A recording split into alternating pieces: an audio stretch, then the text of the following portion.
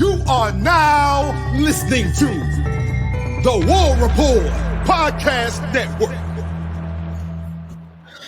What is up, everybody? Welcome back to the College Loop Podcast with 245 of the College Loop Podcast. I'm Dylan Larck on Twitter here to talk to you about the latest in Auburn news because guess what, everybody? College football has been back. It was back last weekend. But more importantly, Auburn football is back. This show's going to come out on Thursday, and this could be a Friday. We're all going to have a little bit of a break. Friday night, go check out some high school games. Enjoy Friday Night Lights, and then Saturday, we're back. We are so back. Auburn football's back. Take on Alabama A&M at 6:30 p.m. Game's going to be on, I believe, SEC Network Plus, if I'm not mistaken. I know you got to pay to watch this game. SEC Network Plus, ESPN Plus.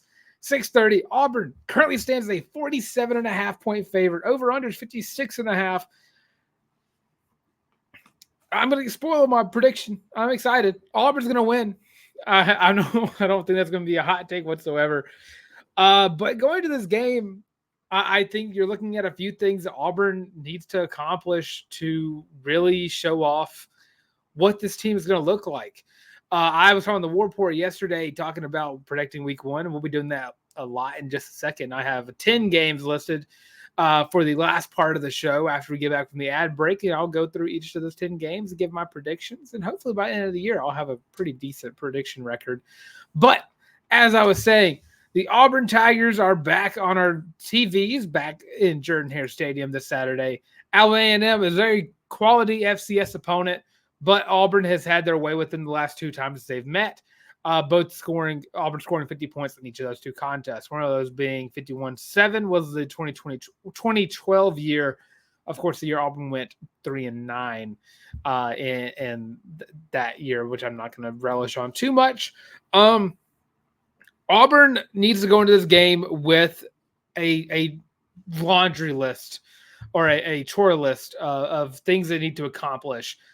We've talked about the depth chart. We talked about last episode, talking about the defense having 37 listed starters, what the offense is going to look like. Of course, the offense needs to figure out one position in particular, the left tackle. We listened to Coach Hugh Freeze during his press conference. It's going to be Percy Lewis. It's going to be Tyler Johnson, and it's going to be Dylan Wade, all kind of mixing in, trying to figure out who fits the left tackle role the best. And you're using this game to kind of figure it out. I mean, of course, this game isn't going to be a true test of what to expect later on in the schedule. Cal will probably still require this to be a thing that happens as well. But offensively, I don't think you're going to need to see Auburn do too much. I don't think Auburn needs to get past that first page of the playbook for this game to be a walk in the park, per se. You're looking at Peyton Thorne probably throwing for 180 yards-ish. I don't think he's going to throw the ball all too much, but I think you're going to see enough of Peyton Thorne's arm to kind of give Auburn fans a little bit of, what's the word? I was about to say not composure. I guess closure. I guess that's where I was trying to think of, but I was going to say composure instead. But you have an improved wide receiver room. And when I say improved wide receiver room, I'm of course understating it completely. Completely revamped wide receiver room is what Auburn has going into this 2024 season. You're looking at Cam Coleman, Keandre Lambert-Smith, Robert Lewis, Malcolm Simmons, who, by the way, Malcolm Simmons is wearing a new number 11, which I don't know what that means for Walker White. I don't even know if they've updated that on the roster yet. I'm going to pull that up while I'm talking. But you know, you're expecting a lot of big things from this wide receiver room. And I would be shocked to see, and Walker White has moved to number 9. So yeah, there you go. Walker White's number 9. So I expect Auburn to show off the wide receiver room in a limited fashion while also showing off. You know, I don't think you're going to see all pass plays. I think you might see a few down the field pass plays. Auburn's definitely going to try their hand at seeing how good the deep ball is. And I still think you're going to see a lot more of the run game here. I think you're going to see a lot of Darquez Hunter. I think you're going to see a lot of Damari and a lot of Jeremiah Cobb. I'm going to leave my prediction that I had last year still on the table. I think Jeremiah Cobb will lead Auburn in rush yards in this game because I think he's going to get more touches in the second half. By the end of this game, Peyton Thorne won't be on the field anymore. The starting lineup will not be on the field anymore. We don't know how much of the 37 defensive starters are going to be on the field by the time the second half ends. And that kind of gets me to my next point. The defensive side of the ball, it needs to find a unit that works together the best. And of course, DJ Durkin isn't having 11 guys like listed as the starter. Whatever they line up as, whatever Alabama State's offense lines up as, is what the defense will look. It determines what the defense will look like. And I mean, something I loved about the depth chart is the fact that you're looking at guys like DeMarcus Riddick and Malik Blockton, Amon Lane, and Jalen Crawford, all true freshmen who you're expecting to see right away. And of course, I'm talking about, I also got to add in Jamonta Waller and Amaris Williams, who, looking at this class, I mean, everyone loves the Freeze Four, and everyone has a reason to do so. But this freshman class on the defense side of the ball is absolutely ridiculous. I've talked about this enough that's annoying at this point. Malik Blockton has the opportunity to be the next X factor interior defensive lineman for Auburn in the future, and he's already earning that spot by getting up as high as, I guess he was the first OR player listed on the defensive tackle position. And I mean, I talked about this. I said this on Warport. I think it's so awesome that Auburn has found a way in back-to-back years to find two X-factor defensive linemen named Malik. I find that awesome because it just shows off their recruiting prowess, and I guess the luck of getting two guys named Malik. It's going to be a weird day whenever you have to preview the game where those two guys are going to be starting, and you have Malik and Malik. You got to figure out a nickname for them at this point, but. Yeah, Auburn needs to find a pattern, a what's the word I'm looking for here? Something that shows off how well this young talent can mix into the defense. Because you're going to see Cam Coleman, you're going to see Perry Thompson, you're going to see Malcolm Simmons, you're going to see Bryce Kane, you're going to see all those guys play on Saturday. Defense side of the ball, you're going to see everybody. You're going to see guys who you've never even heard of before going into the game on Saturday. You're going to see the entire roster almost going to the game. So I think you need to find a cohesive unit on the defense side of the ball that can mesh together the best. Of course, you're always going to have the base 11, and that's what Auburn needs to find. And of course, they might have already found that. But, whenever you look at the depth chart that you're given, and we can only go based off what we've been told, it's a formation by formation decision, and you're going to use that to your advantage. Alabama State, no pushover in the FCS ranks. I mean, they can run the ball like the best of them, with the best of them. They have a great great two-man running back room, as well as some quarterbacks that can run around the O-line too and get some yards and make some plays out of nothing. This is something that I expect to see. How does Auburn react to dual threat quarterbacks? The SEC has a slew of dual threat quarterbacks. I mean, you're looking at guys like Jalen Milroe. You're looking at Brady Cook has some opportunities where he's done that. Taylor Green at Arkansas.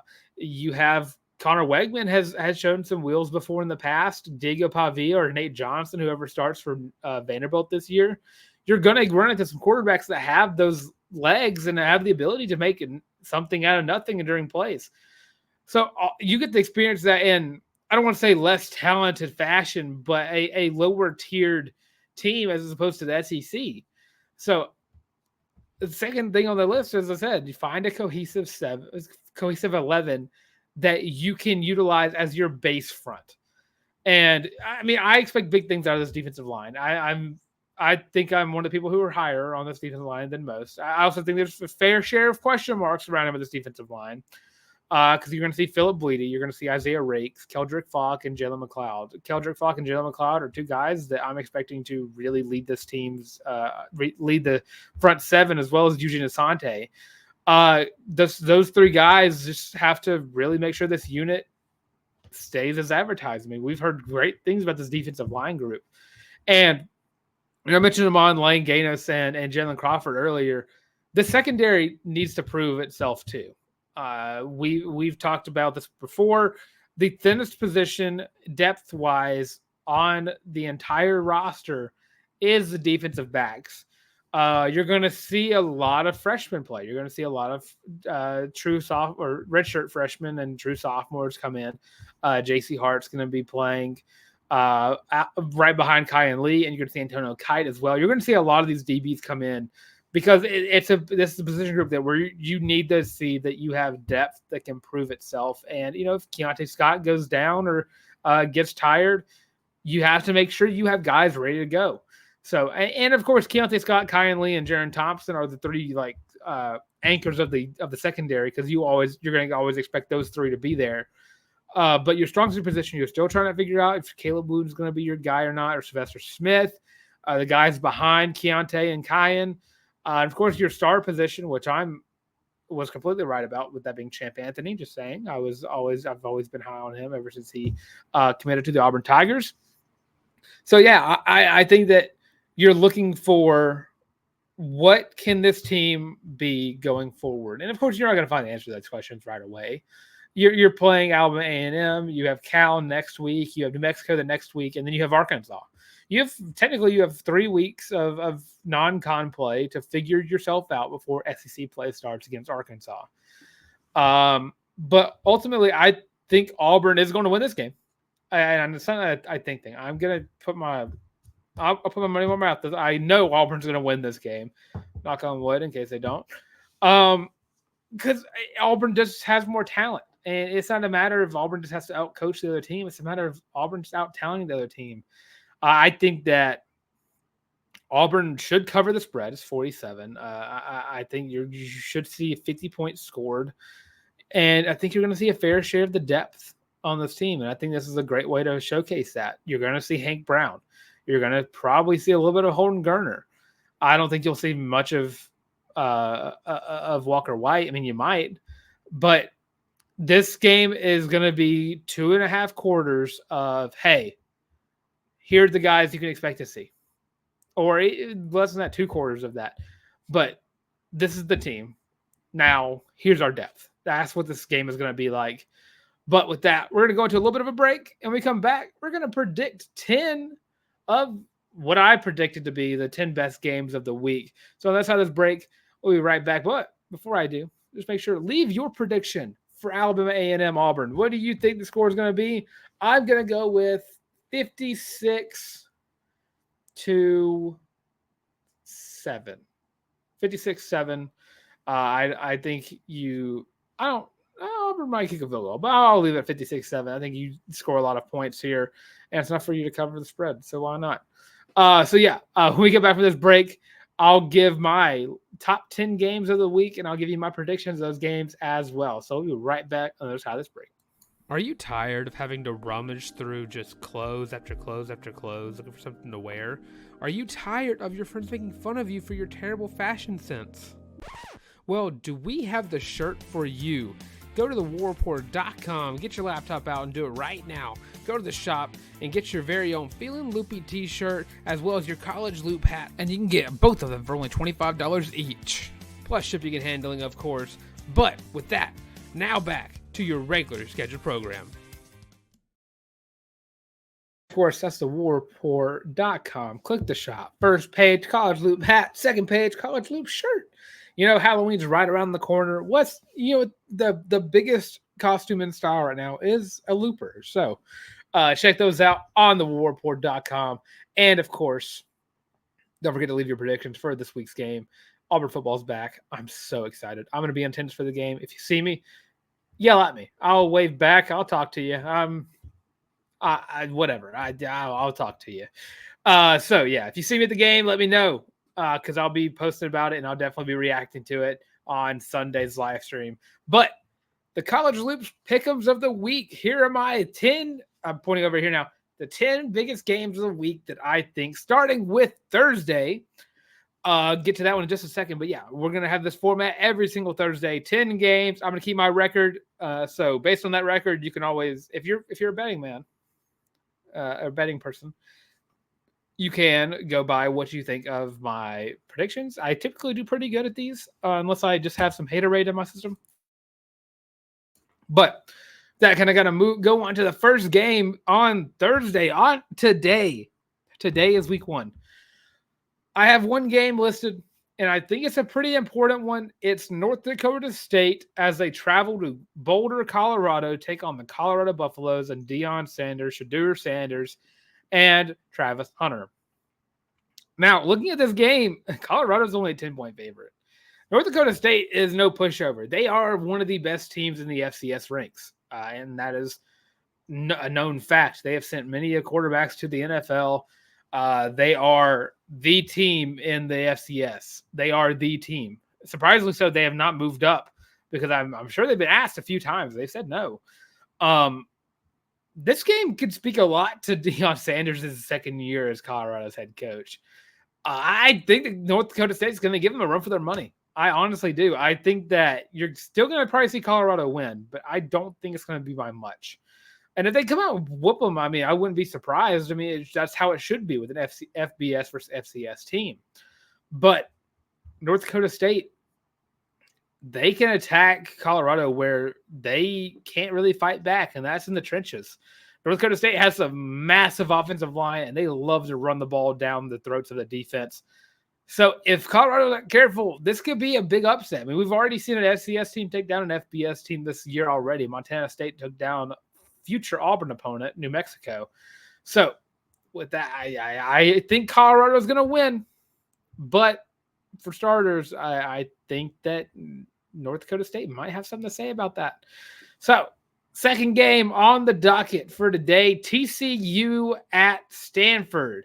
Now, this game, you can tell by this game being on this list, is going to be quite a doozy to predict. Neither one of these two teams really got too much better. I'm going to pick TCU to win this game. I do think it's kind of funny. This is now a Big 12 versus ACC matchup. Stanford being in the ACC is always going to be a weird thing for me to really think about. I think that TCU is just a better team. I think that ultimately Stanford's kind of on the back end of them being relevant. It's been quite a while since, and I would probably go back to Bryce Love being the last time Stanford was a big X factor in the college football world. So yeah, I'm going to take TCU in that one. I just think that they didn't lose enough to lose this game.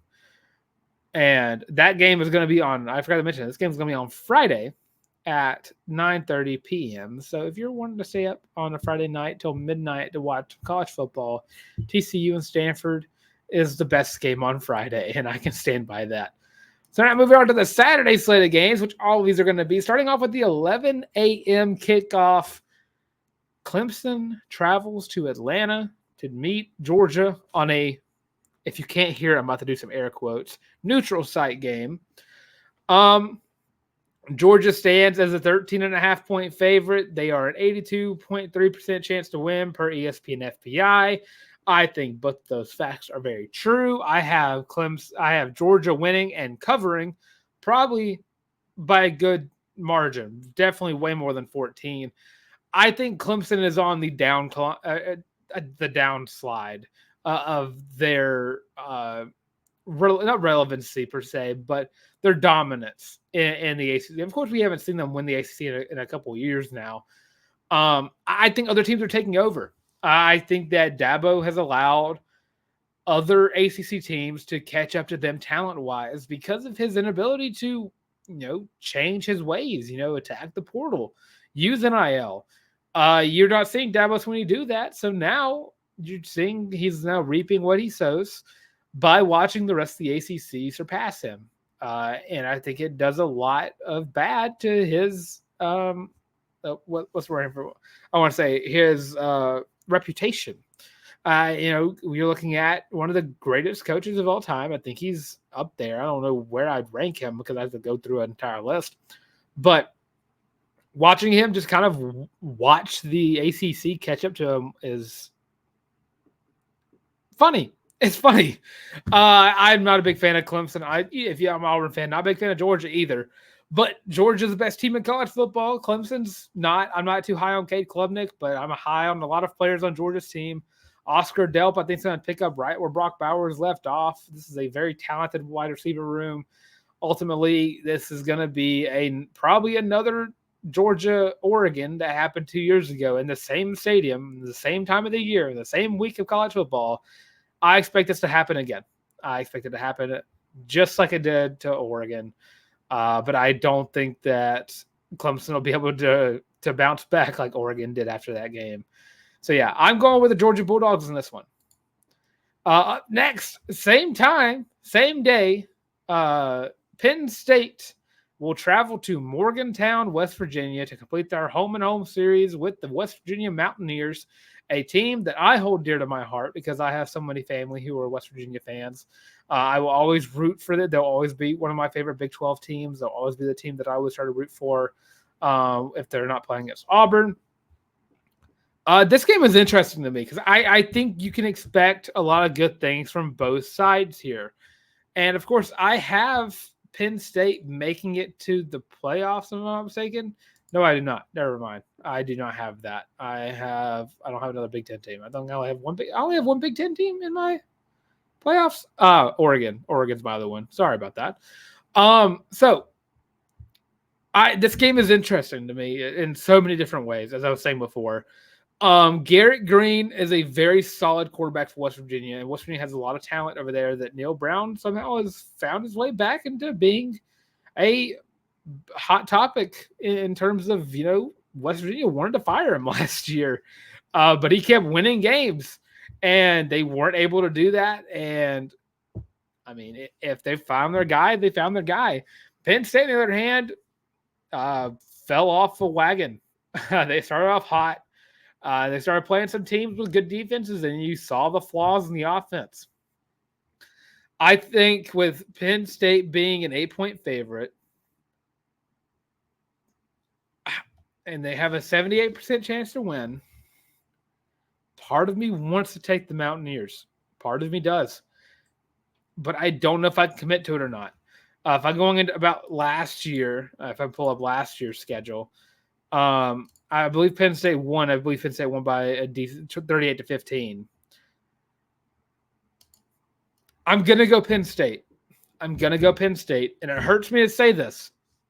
I think West Virginia is going to keep it close all the way through the game. You're not going to see another double-digit win like you did with Penn State last year. You're going to watch Neil Brown and the West Virginia Mountaineers keep this game close start to finish. And I think Penn State will just outmuscle them at the end. But I'm not high on Penn State this year. I just can't be. I was high on them last year. I picked them with the national championship last year. So with that, and they didn't do that. They didn't get the playoffs. Didn't even win their conference. They get an off year for me. They get the year off for me picking them to win anything outside of some games that they play if they were one of the big games of the week. So yeah, I'm going to take Penn State in this one.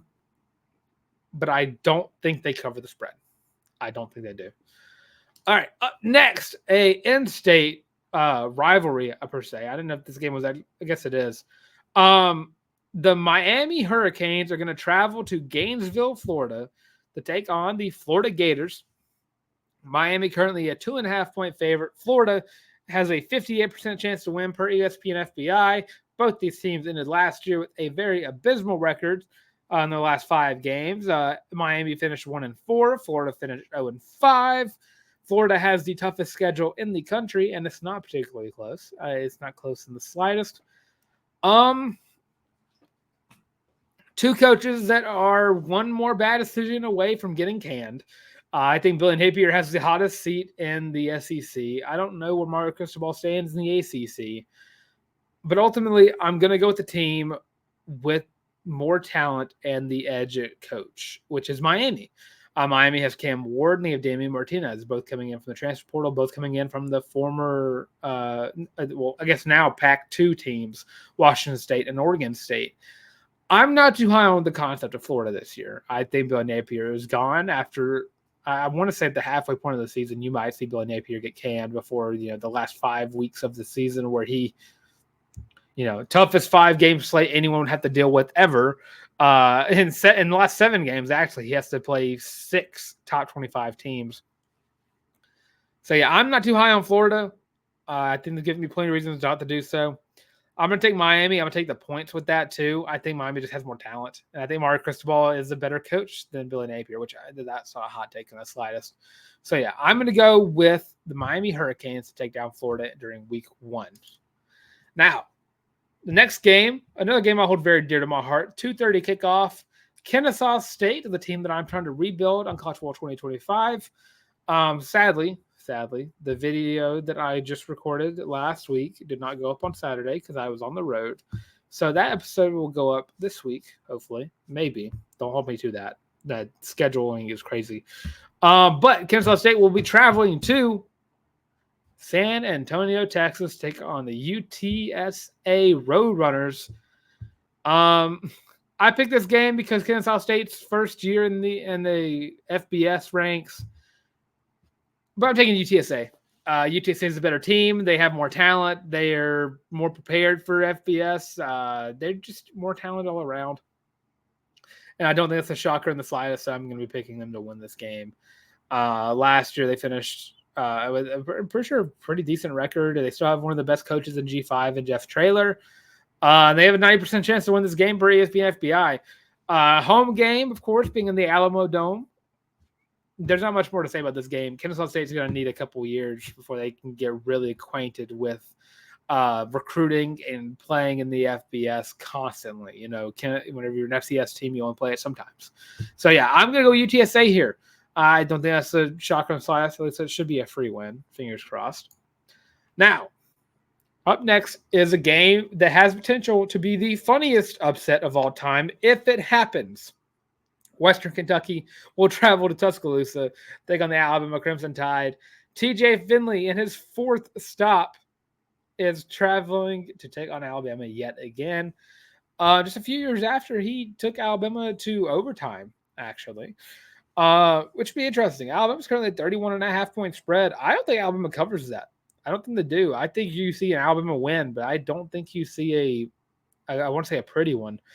I think that West Kentucky hangs in there a little bit. It's the first game of the season. West Kentucky is not a pushover team. And of course, they have a guy who has plenty of SEC experience. I mean, 2 years worth of SEC, 3 years worth, actually. I think he was on Auburn for 2 years. I think Alabama still wins this game, but I'm not going to give him the cover. I'm not going to give it to him because it would just be so funny. And my brain would not be able to comprehend what would happen if Western Kentucky were to walk into Bryant-Denny Stadium and take down Alabama. It's impossible. I don't think it would happen, but I mean, it would be so awesome. I would waste a genie wish on it if I could get this to happen. Up next, last 3 games on the slate on a Saturday night, 6:30 p.m. The Notre Dame Fighting Irish, number 7 team in the country, travels to Kyle Field to take on the number 20 Texas A&M Aggies. And Notre Dame is the favorite to win by ESPN FBI, but spread has A&M at -3. I'm going to be rocking with Notre Dame here, and it's strictly because of one thing only. I think having the seniority at coach really helps them here. I think that overall, you're watching, and of course, I believe Mike Elko is the right hire. I think A&M made the right call whenever they brought Mike Elko back from Duke. But I think in week 1, it's going to be very tough to kind of mesh everything together in the right way in a first year of being a head coach at Texas A&M. I think Notre Dame is more prepared. I think that you're going to see a Riley Leonard who wants to beat his former coach. I don't think Notre Dame wins by much. I don't think they do. I think that Texas A&M keeps it with them for a long, long time. So I'm going to keep Notre Dame, but I'm going to get it close. I think they might. Well, they'll get the spread because it's -3 for A&M, but I think 3 is about where I would stand on that. 3 to 10, like I barely even 10 because I don't even want to say it would be a double-digit win. So yeah, I'm going to pick Notre Dame over Texas A&M. So last 2 games. This one's going to be very interesting for me. Wyoming are traveling to Tempe, Arizona, take on the Arizona State Sun Devils in a game where I was surprised to see that. I guess it kind of speaks to how bad Arizona State is. Wyoming is only a 7-point dog to Arizona State. And you know what? Just for the fact that I need to pick at least one big upset here, I'm going to take Wyoming over Arizona State. I think that they're just going to be too much to handle for Arizona State, a team that, going to another year, another new coach, has to get a new quarterback because Jaden Rashada has since transferred. I think it'd just be funny as well. I think it'd be hilarious. So yeah, I'm going to take Wyoming in this game over Arizona State. And the last game on the docket, and one of the second to last game of week 1, Sunday night, 6:30 p.m., the USC Trojans, number 23 team in the country, will travel to Las Vegas to take on the number 13 team in the country, LSU Tigers, in, of course, Allegiant Stadium in Las Vegas. I already said that already. LSU is a 4-point favorite and a 54% chance, has 54% chance of winning this game. I think this game comes down to a few factors: talent on the defense side of the ball and coaching in big games, which another coach is really good at, I must say. But Brian Kelly has had some of the biggest games in college football history, as Lincoln Riley has. Both these guys have revamped their defensive staffs going into the season, which I don't know how much it really helps because both these teams were like bottom of the barrel defensively last year. And you're going to see probably them not move up any higher than 50 because it's going to take a while to really rebuild those atrocious defenses both these teams had. But Garrett Nussmeier at quarterback, I think, is going to be really good. I'm very high on Nussmeier. I've liked what I've seen from him every single time he stepped up on the field.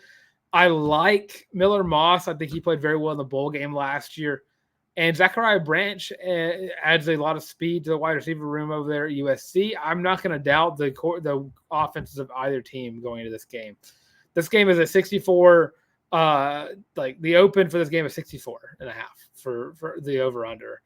I think this game goes over that.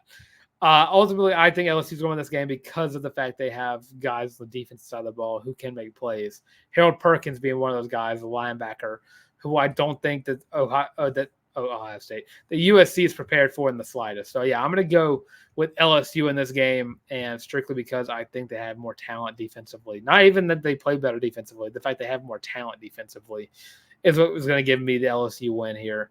Yeah, that's my prediction for this week of college football. Leave your predictions. Give me all 10 predictions as well as your prediction for the Auburn game as well. It's 11 picks.